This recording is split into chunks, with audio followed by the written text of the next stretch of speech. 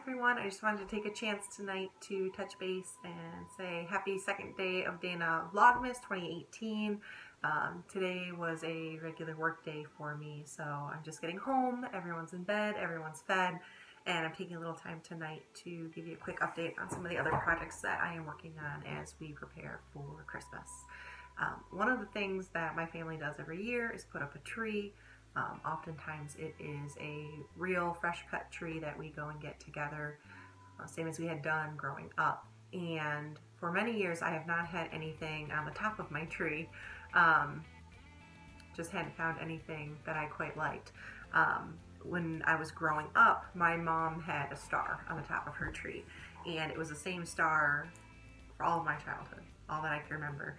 And it was a simple star. There wasn't a whole lot to it. And as the years went on and I was in my own home, I was thinking about what kind of star or what I would want on the top of my own tree. And I figured I just want the same thing. I want what we had growing up. It served all of our purposes, and I loved it and I love it still. So this is what I have come up with. It is a little hard to see in the light here. It is pretty simply a cardboard, a stiffer cardboard covered in tin foil. I used the little less shiny side, the more matte side of the tin foil that we bought, because that's what I liked. Growing up, ours had a connected sequin green line that goes around, but I have not been able yet to find that at any of our local craft stores. So I'm gonna keep looking, but in the meantime, I will be putting this up on our tree.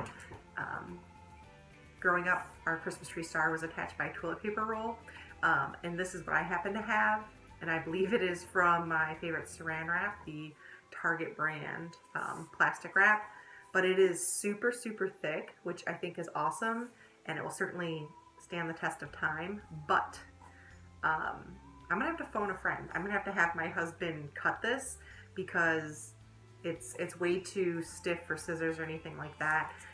And I think I'm going to actually have him take it outside and use a regular saw, safe as we did to cut down the tree. So stay tuned. I will give you a little update, maybe a tour that includes the star on the tree. But this has been many years in the making, mostly out of laziness or just running out of time, quite honestly. I've had the supplies gathered for a while.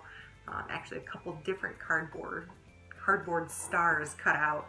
Kind of looking for just putting it all together finally. So I'm glad I'm working in that direction. The other project that I hinted at prior that I'm also working on is finishing the family Christmas stockings. I have several more left to do. The bodies of the stocking that I came up with years ago when I first did my first dogs, actually. It is a pattern that I found from, I believe, Martha Stewart online. I'll see if I can find the link and add it. But it's more of a sock stocking.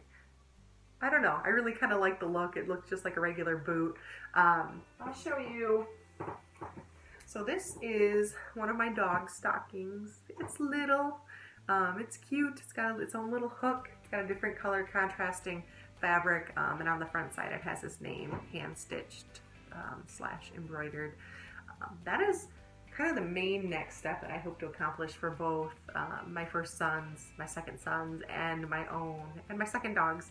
I actually have a lot of stockings to do. The way that I accomplished that embroidering by hand was by this stuff, embroidery floss.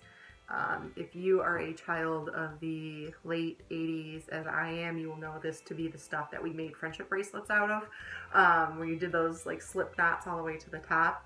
You can find this in craft stores. It has a purpose other than that.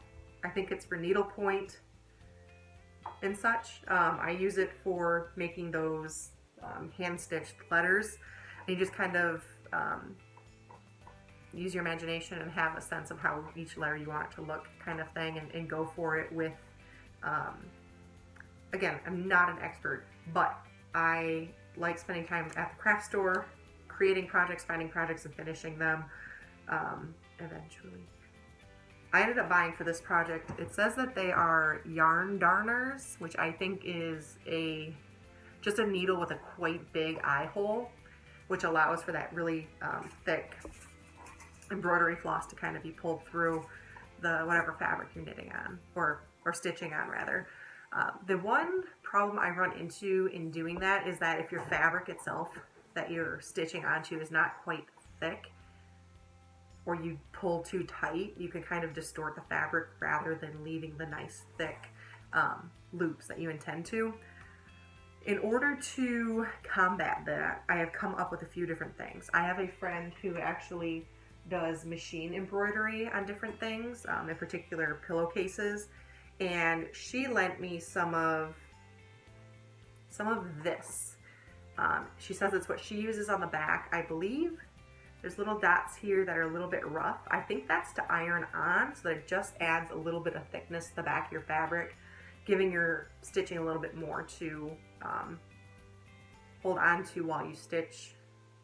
I don't know, I'm interested to try it. She has a little piece here that actually I think was ironed in. This might be like batting or backing or something like that.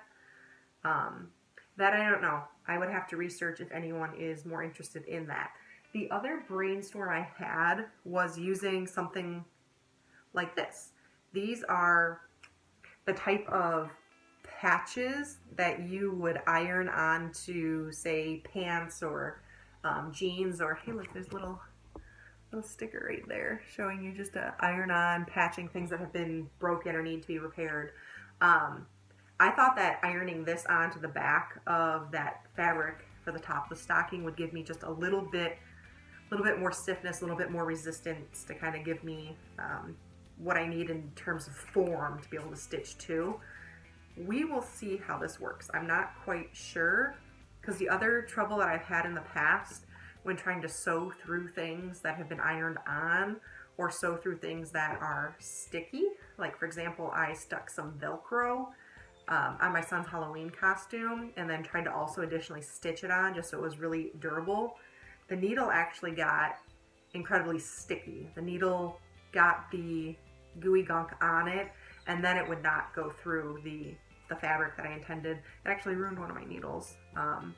I may try to clean it with some essential oils just to get the gooey gunk off, or maybe Goo Gone, something like that.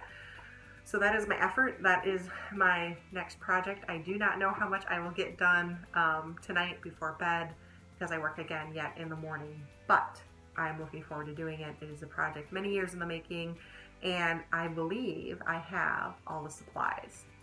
The one thing I wish I had done last year, which is when I bought the fabric for 3 of the stockings, actually 4 of the stockings that need to be made, is that I did not put them together and label them. I thought I would just remember, and I spent a lot of time picking out the fabrics so that they matched and sort of corresponded nicely with each other.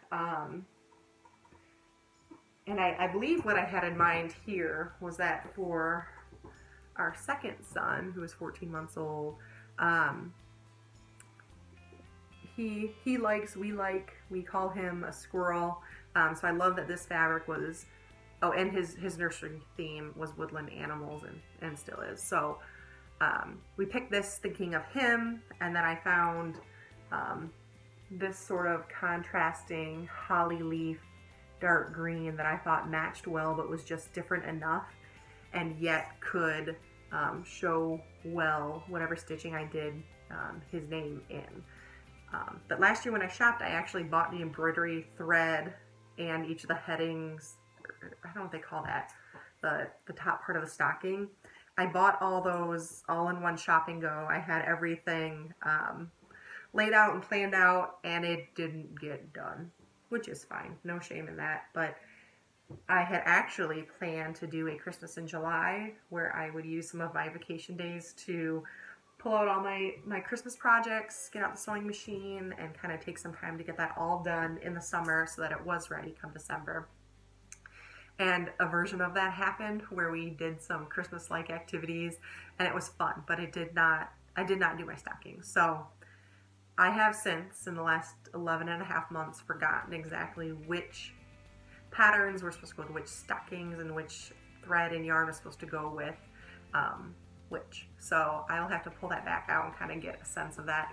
once I see it all together, I hope it comes together. But I hope that you all have a nice night. I appreciate you watching, and please give me any feedback you have. I look forward to talking to you tomorrow. Thank you.